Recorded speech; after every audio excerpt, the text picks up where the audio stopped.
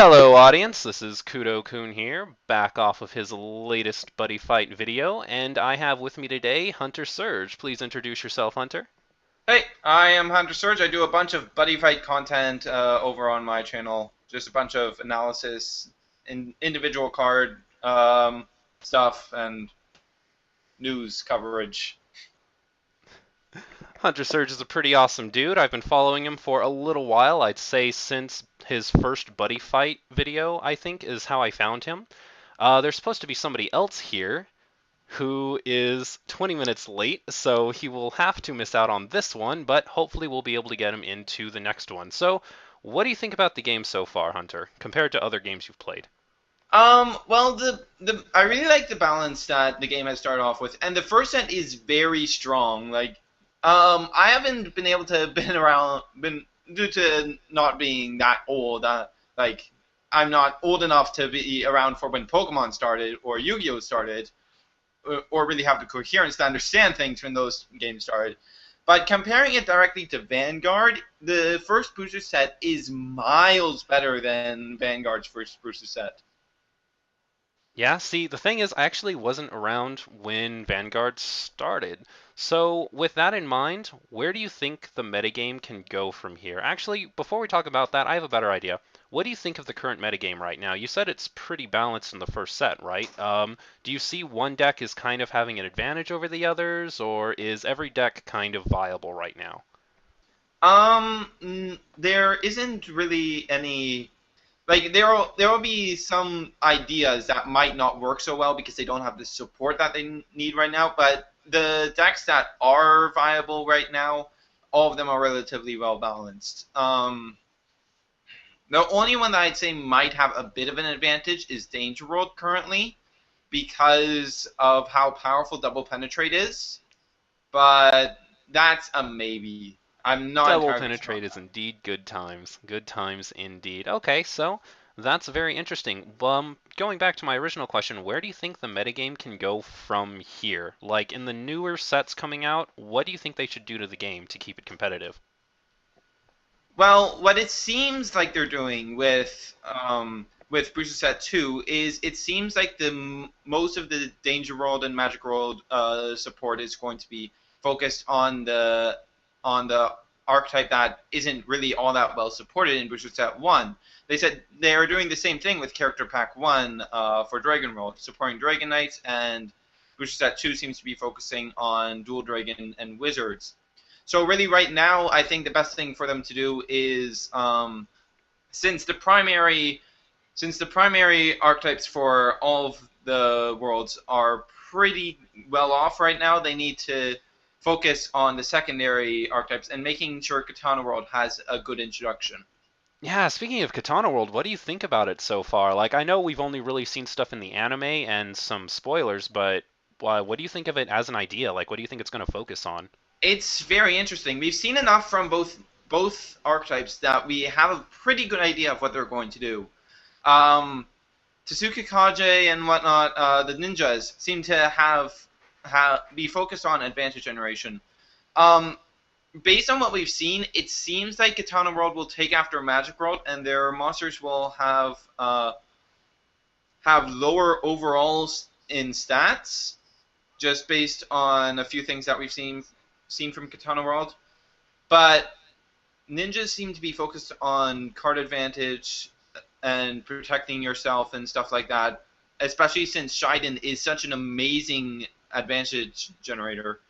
And the Skull Warriors, we haven't seen all that much from, but they might end up being our version of Spike Brothers because with the penetrate cards that kill themselves at the end of the turn, and you have the size 1 that just got revealed that lets you kill one of your own Skull Warriors when it deals damage, and draw a card, which, if it was in the center and you have a weapon behind, would allow you for more than the standard 3 attacks, similar to what Spike Brothers do. Yeah, actually, that is a pretty good point you make there. I think personally, from my experience with the game, maximizing the number of attacks you have and then minimizing the amount of attacks your opponent gets are going to be key to actually making a deck that's super duper viable. Yeah, What do you that's. think the. Oh, Oh, sorry. sorry. I was just going to That's really. ask. Oh my gosh. I am so sorry right now. Go ahead Go with your first. thought. Go first. Okay, I was just going to ask. What do you think the main like focus point is right now? Like, what do you think the biggest advantage a deck can have is? Hmm. It's a good question. I think it's going to be having a very good, being able to protect yourself really well. Having monsters with high defense to be comboed with stuff like Drago Energy. It's part of the reason why Danger World, especially defensive builds, are really strong. Part of the reason I build dual dragons is because you have these really powerful defensive monsters that can force link attacks a lot of the time, which forces your opponent to waste their resources with dual law. In addition, you have one of the most powerful defensive spells in the game, battle or unite, is it? Battle Spirit Oh my Unite? gosh, it's my favorite card in Yeah. Danger It's World. it's It's one of so my good. favorites too. It's so good. It's so good.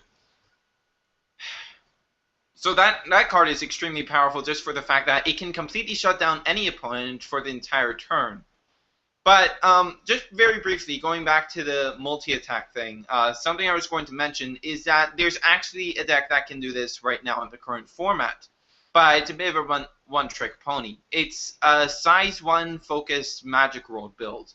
Because they have that counter spell that I believe costs 2 gauge and 1 life that allows you to call 3 size 1 Magic Worlds from your drop and then return the rest of your drop to your deck. So Huh. with That that, sounds you pretty can awesome. get oh, with I just that you said that can sounds awesome.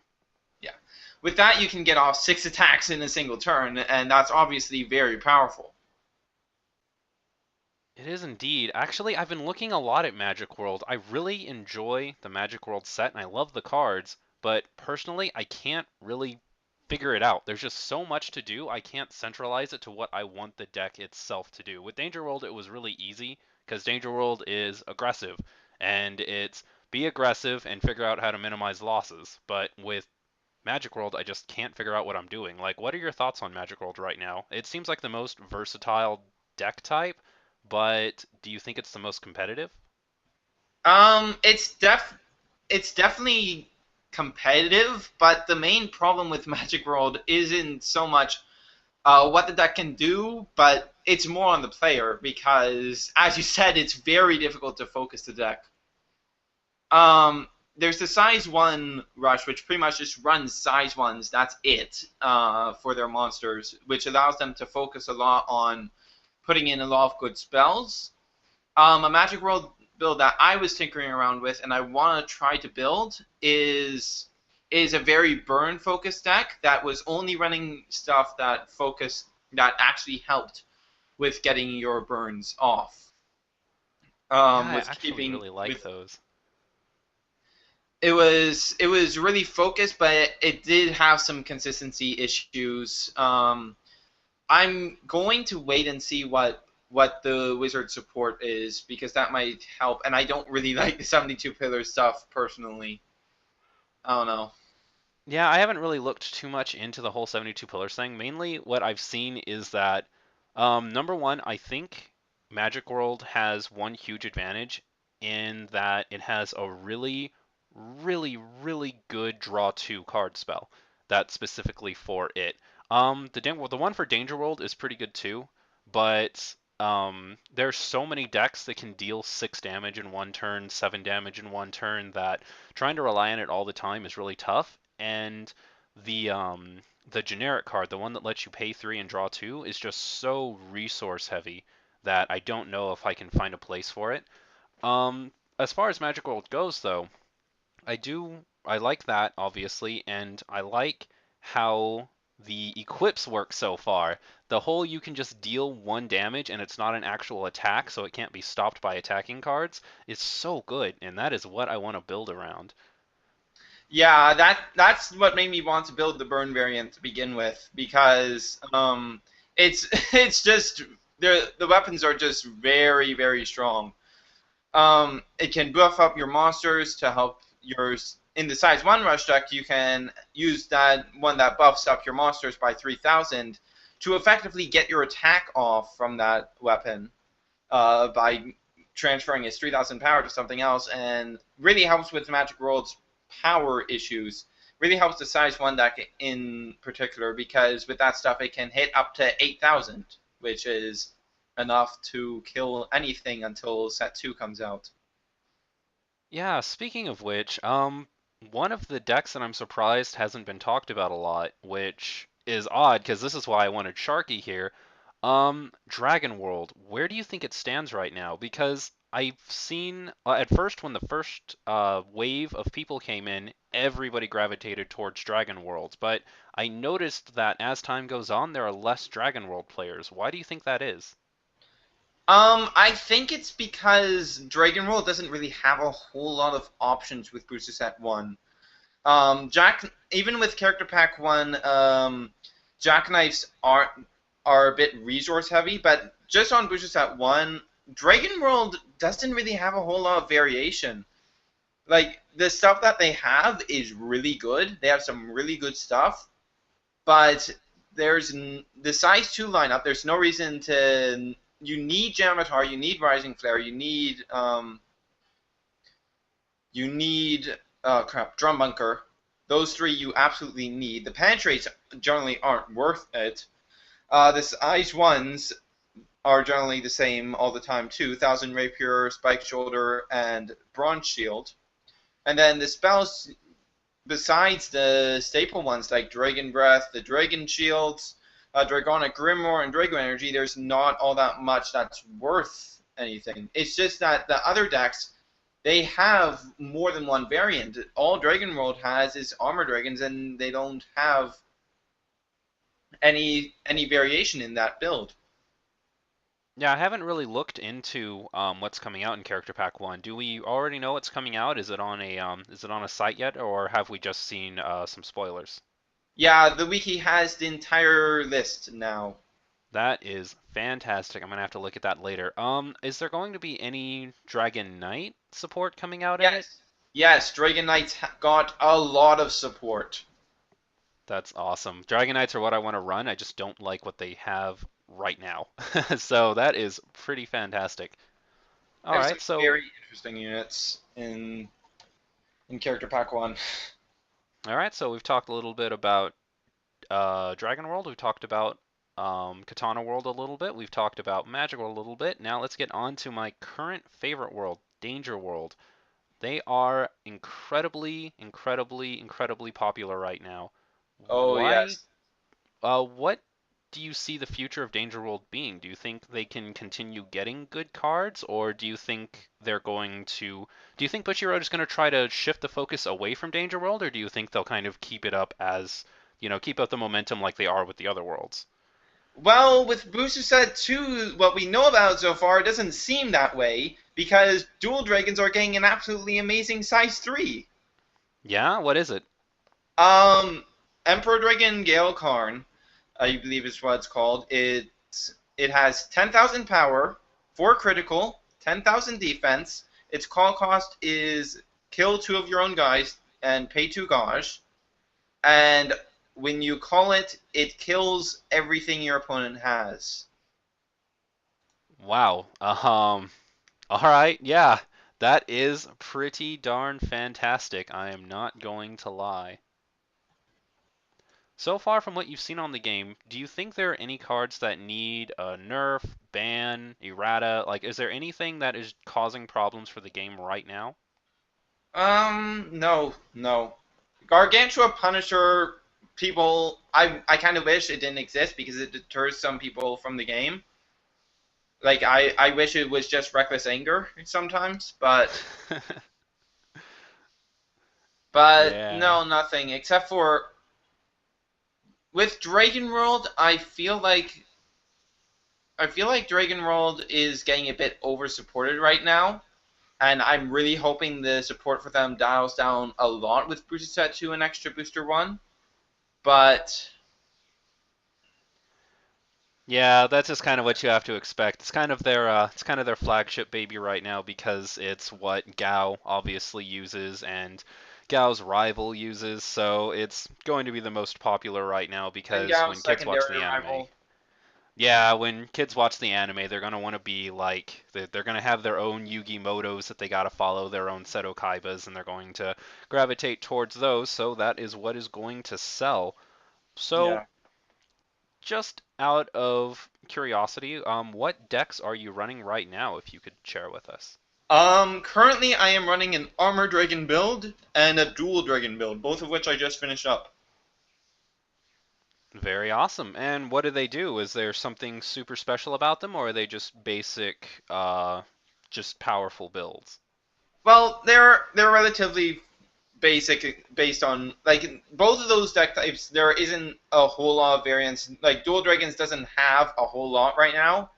Like they only have three size twos. They only have four size ones. There's not a whole lot of variance in what they can do, but they're pretty much defensive Danger World. And though speaking of Dual Dragons, I cannot wait until we start getting the when until we get next month's promos because we don't have confirmation for it for English yet, but Japan's promo pack Volume 1 has been announced, and it's going to be coming in April, so I'd imagine that we're going to be getting it at the exact same time.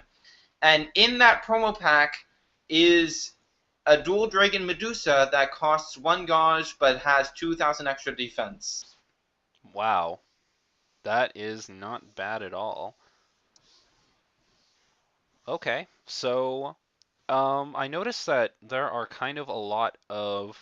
I guess I can't really say this for sure because I don't follow the card game quite as closely as a lot of other buddy tubers, I guess I could say.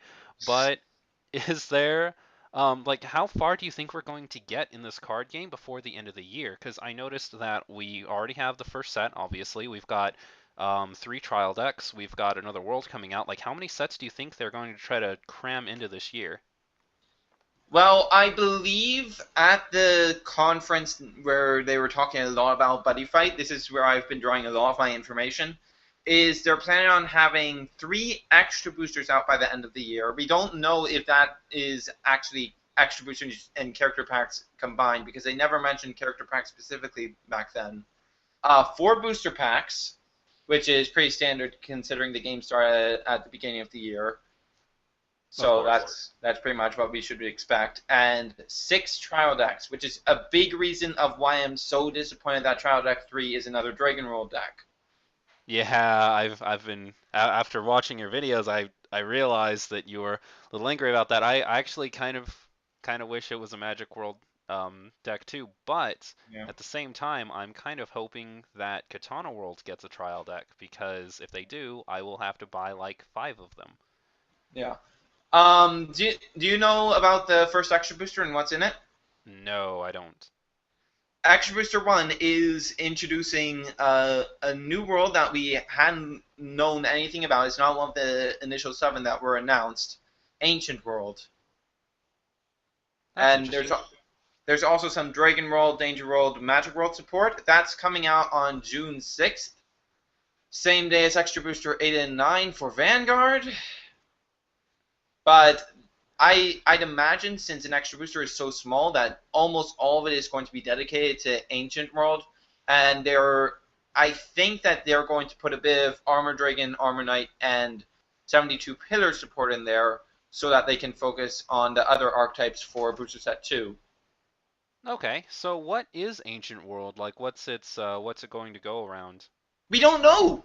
The only thing we know is the name. Yeah, we don't have any like images or anything? Nope.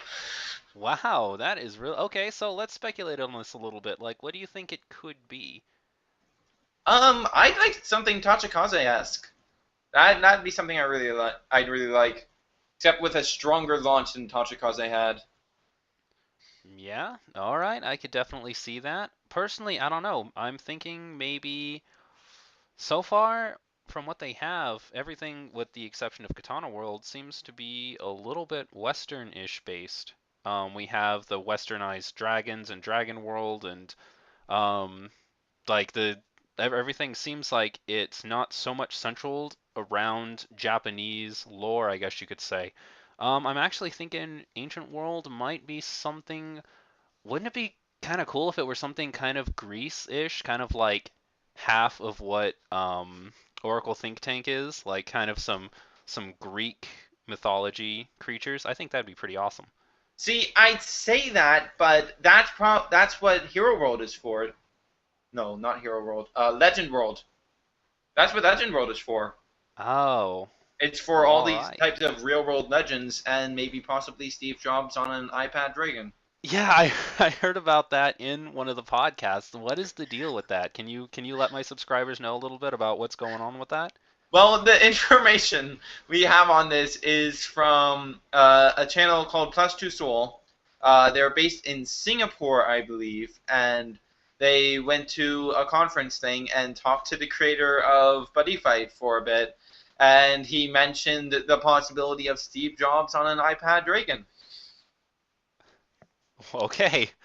Well, I will definitely have to run this if it is something that actually happens. All right.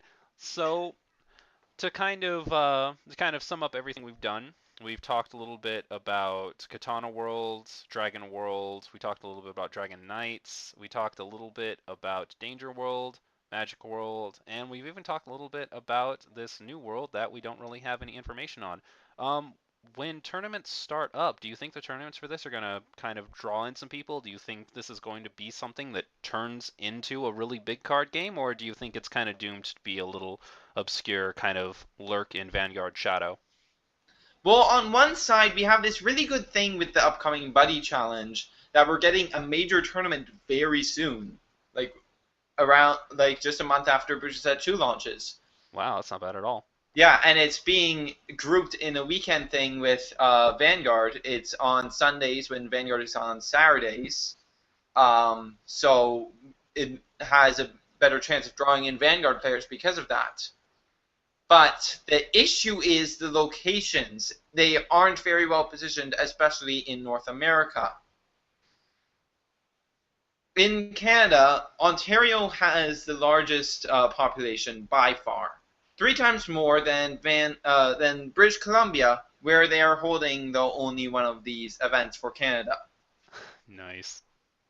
And in the U.S., there's only 4 events across the entire country. Wow, that kind of sucks. So Do you have any idea where they are out of curiosity? there's one in the only one I know about is the one that I'm probably going to end up going to, which is the one in White Plains, New York. Ah, New York. I'm in California. That's the other side, isn't it? Like I might not know much about Actually, I geography, think I but could look it up real quick. okay, that'd be Um, fantastic. duh, duh, duh.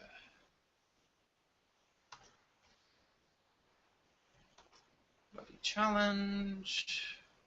So while you're looking that up, about how many people do you think these events are going to pull in? Do you think we're going to see triple digits or?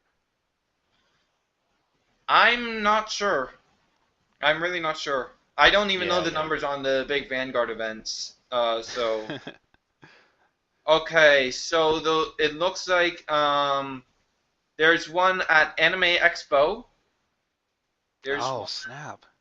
That's really lucky. I'm going to Anime Expo. Oh, lucky you. There's one at there's one in Atlanta. There's Okay. one in